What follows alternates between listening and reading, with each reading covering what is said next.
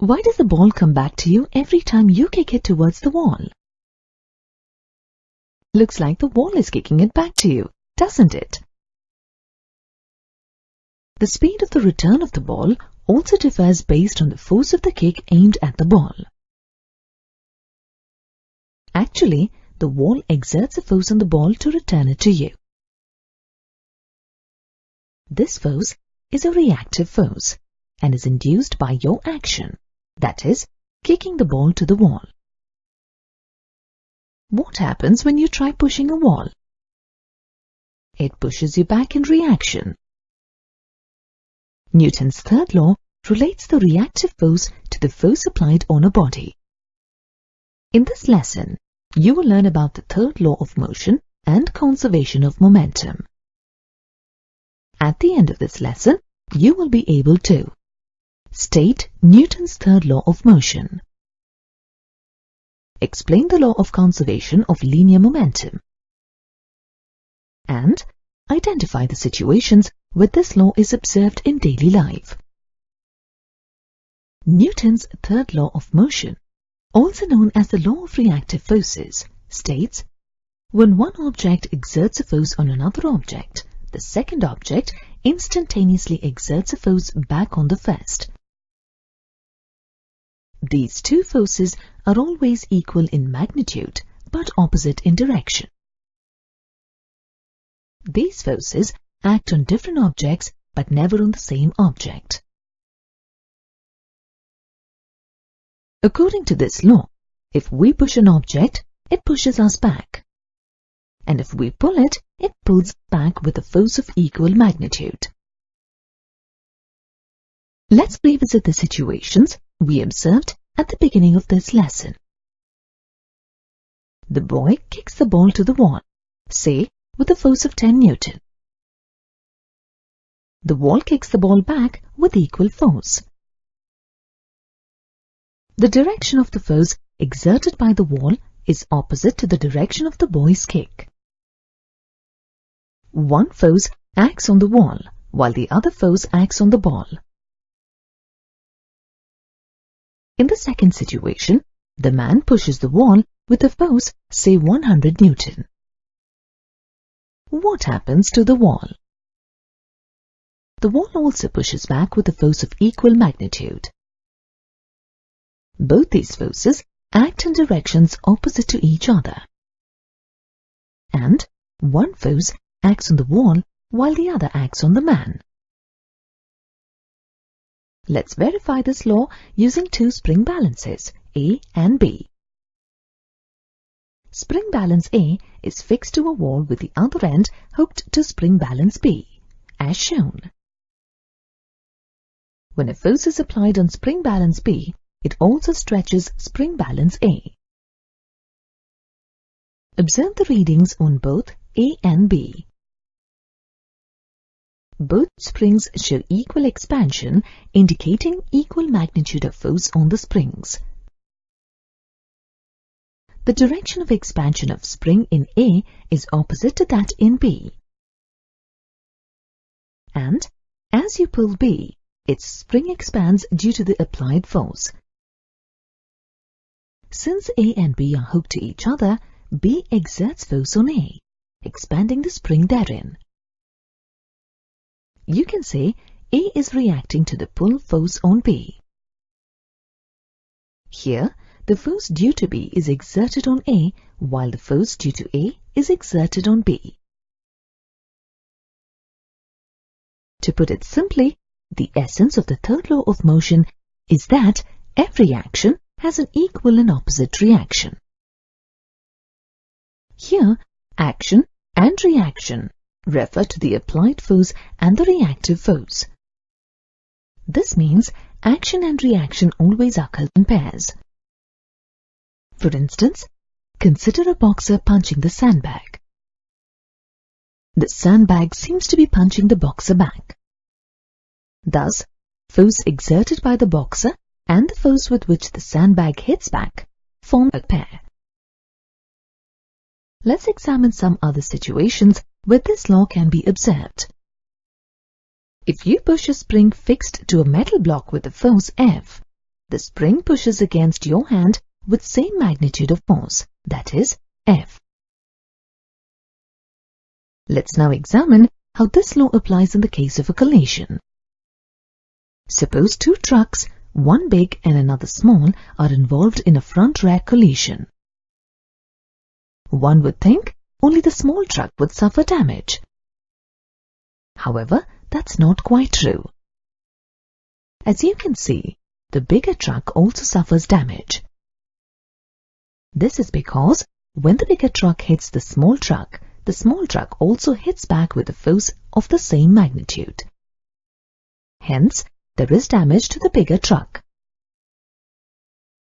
The functioning of a lot of applications we use is based on Newton's third law of motion. Let's look at a few examples. Blow a balloon and release it without tying up the opening. The air inside the balloon escapes downward through its opening. The escaping air exerts pressure on the balloon, providing a thrust to the balloon and pushing it in the direction opposite to the direction of the escaping air.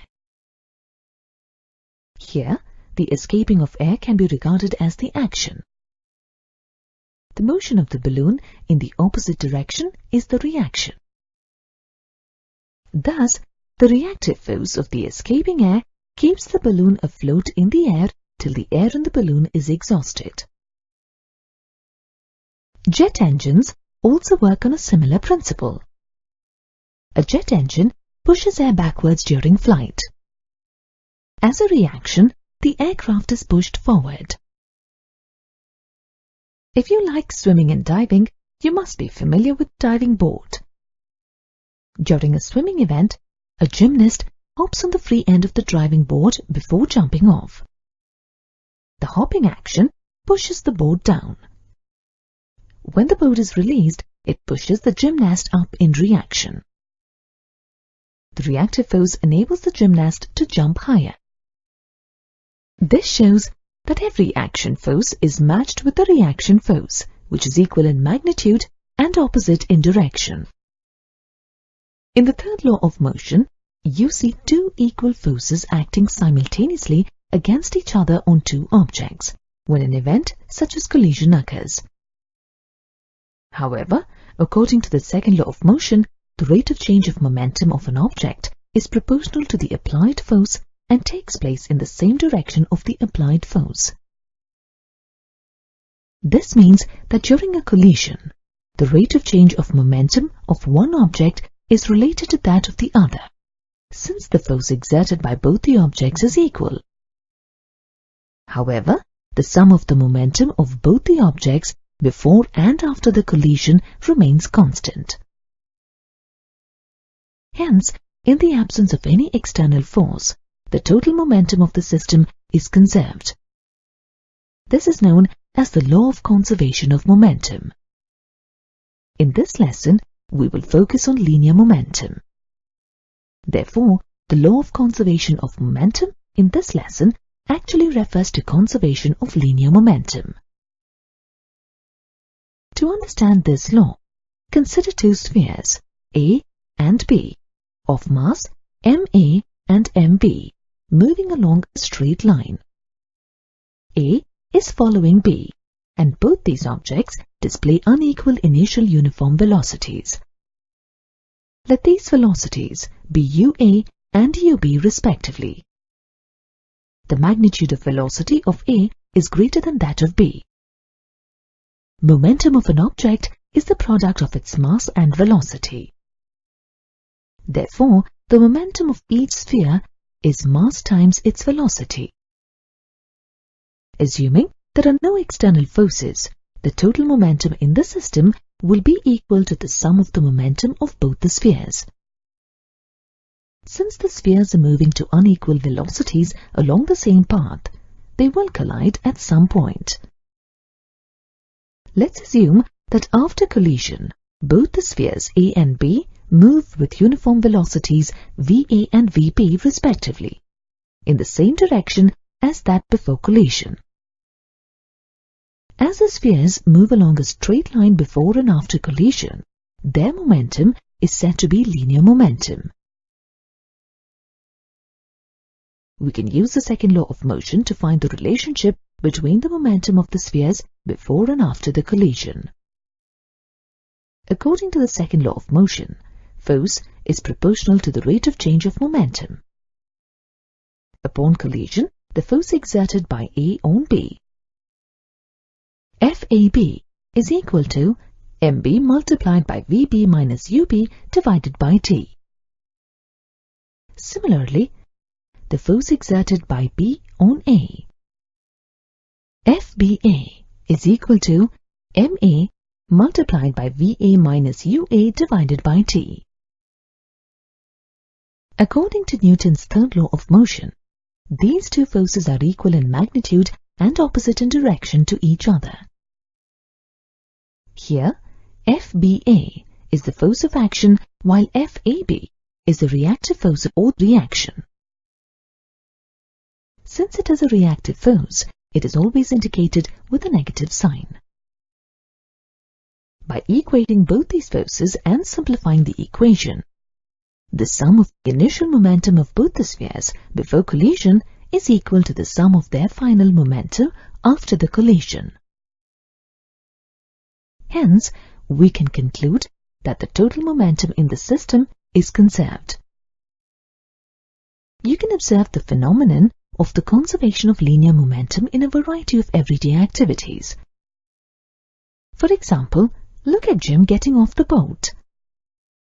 While jumping out of the boat onto the pier, Jim loses balance and falls into the water, as if someone pulled the boat back from under his feet.